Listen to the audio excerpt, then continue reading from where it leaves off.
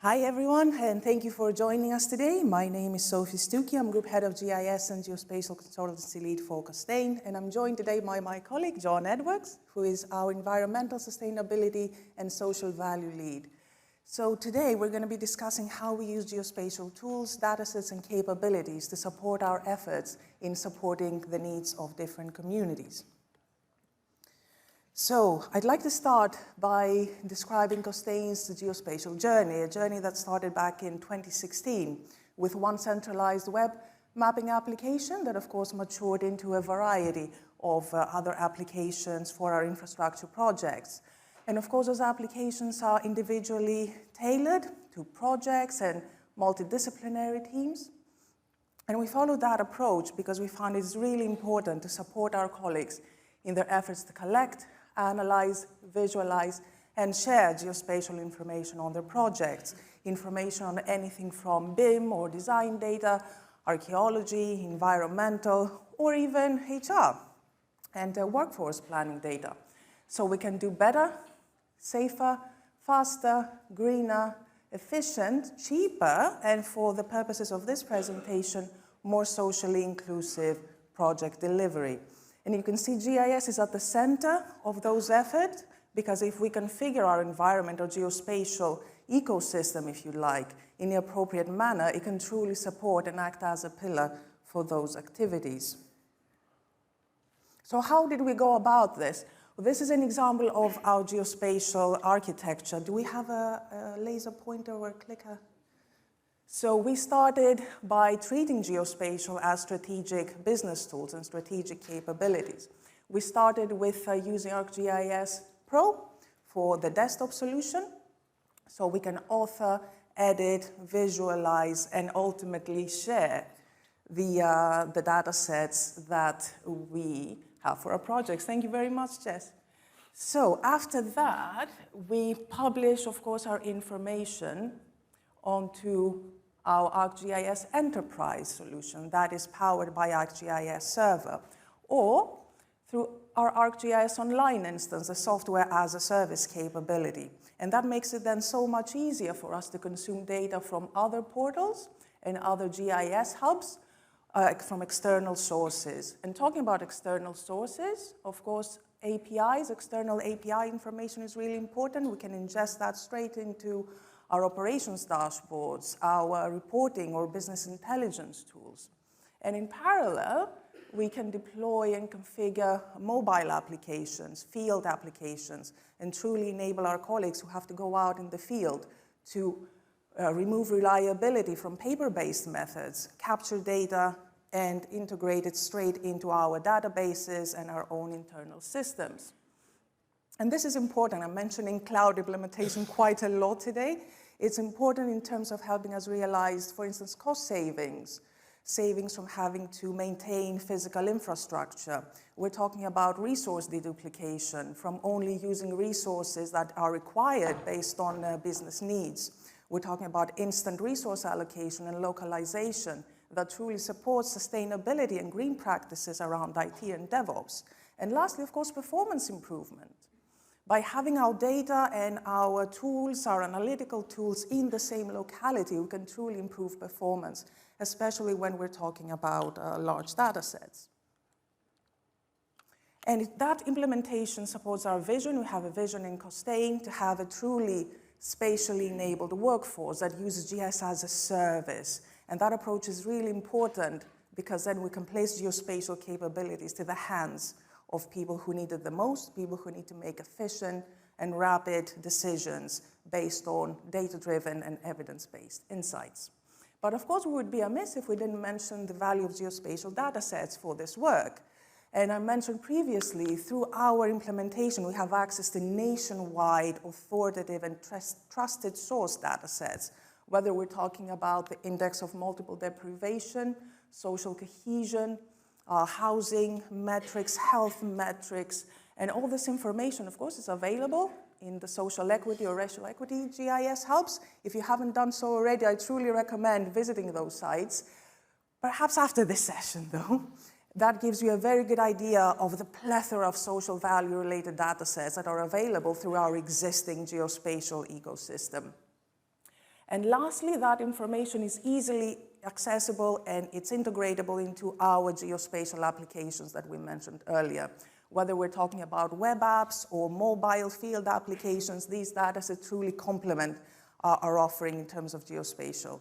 So I've talked about this a lot, but how does that capability help support John's team? So to talk more about this, I will hand over to John. Thanks very much, Sophie. I'll try and learn how to work the computer. There we go.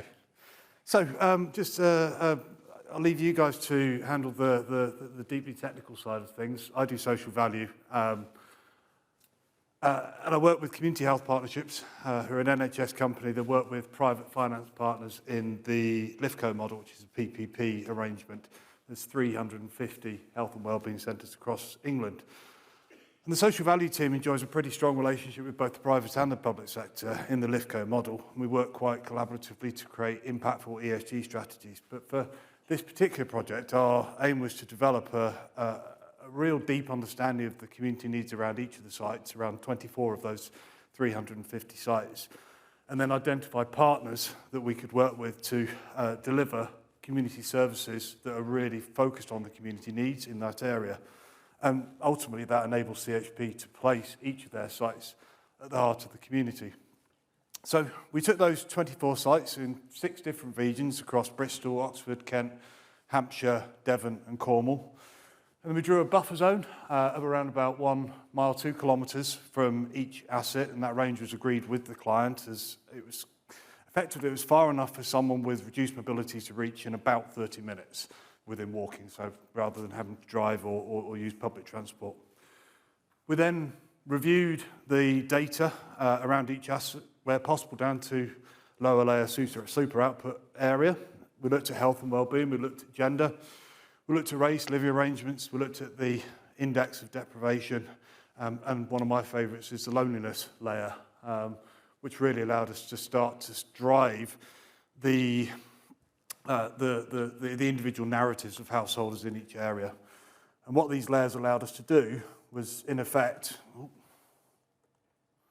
was shortcut a significant amount of the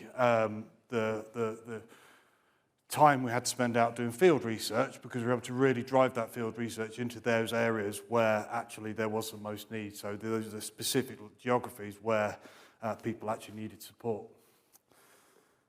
So just focusing in on one example, this is the Gosport Medical Centre, just across the harbour from Portsmouth.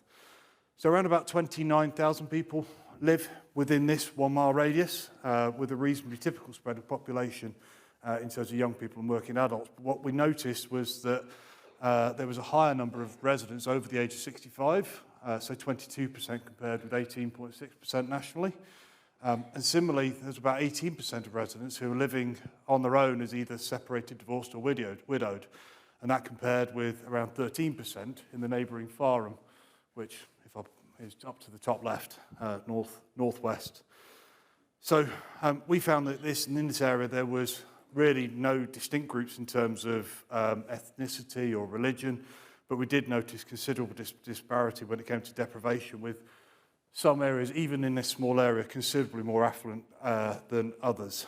So for this, we chose for the field research to focus on education, skills and training. We started to look at crime, and we started to look at the living environment. And that was really the digital research feeding the field research. What it helped us to do was really focus on outcomes that would actually have a tangible difference in people's lives. It guided our field research. So we approached around, from the back of the digital research, about 50 or so community groups. We identified who their stakeholders were, and then how best our space could be used to improve people's lives. The conclusion was that to maximise social impact from this building in particular, it was different for all 24 buildings, that CHP, Community Health Partnerships, should try and address health and wellbeing outcomes in older parts of the community, the over 65s, that they should connect with partners to try and improve access to education, which may lead to a reduction in crime in the area. And we really felt that there was a way of trying to get those social connections with widowers, and other people in similar, living on their own in the area to try and address what is sometimes chronic loneliness. So some nice photos. So in the end, we recommended 3 partners for CHP to access, and I'm pleased to report that all 3 of these are actually using the facility now. So in the yellow shirts at the top left, we can see Gosport Shed, who work with retired men over 55 who find that retirement actually sometimes takes away not just their friends, but also a sense of purpose, which leaves them vulnerable to physical illness and depression. So they've got about 150 members who are engaging regularly. Top right, we can see the MHA community group, who really tackle loneliness and isolation in people over 60, so men and women, helping them lead fulfilling lives. Up until we got involved, that group only were able to meet in coffee shops in Asda and so on and so forth, which really meant that they weren't able to talk about kind of quite confidential stuff. So actually making that space available in the site was really able to add a lot of value to those people's lives. And at the bottom there, we've got the Rowner Community Trust, who, at the other end of the spectrum, they support members of the community that are long-term unemployed, including NEET, not in education, employment or training, care leavers, other minoritized groups. The centre's got about 60 plus 16 to 24-year-olds, and what we're able to actually do is offer them space in Gosport to actually create employability programs. So actually take some of these NEETs and actually start giving them the skills that means they actually could be worthwhile contributing members of society. So, in summary, in terms of how the GIS and Esri team managed to help us, we managed to save around 24 days of field and research by being an active participant in Costain's GIS journey. We have been able to use evidence through this to make a real difference in the lives and livelihoods of the people of disadvantaged communities around these 24 sites. Really able to help our client leave a legacy beyond their immediate projects. And presenting these data in a meaningful way means that our client has got support in delivering their strategic goals and their business outcomes. So we continue to take these lessons into new projects every month on both a tactical and a strategic level. And I enjoyed this morning's presentation, seeing lots of new ideas about how we can work even more Esri magic. But already we're using it to have a positive impact on communities in Plymouth with HMNB Devonport, in Lancaster with Lancaster Council and National Highways, and in Cumbria through our Sellafield framework, where we're using data to embed a new youth and community centre into the heart of Frizzington, adding value for, let's be honest, a generation. It's a partnership that, if I'm honest, delivers time and time again. So just to wrap up, I'll hand you back over to Sophie. Thank you, John. So what a fantastic story that we just heard about, but we don't want to stop there, of course. We have a roadmap for future integration of capabilities around social value and geospatial, how these two teams can work even better together for the future. So of course, we're thinking about implementing mobile applications, field applications like Survey 123, or quick capture or even field maps to gain sentiment and feedback from members of the community, members of the public, or even straight from stakeholders.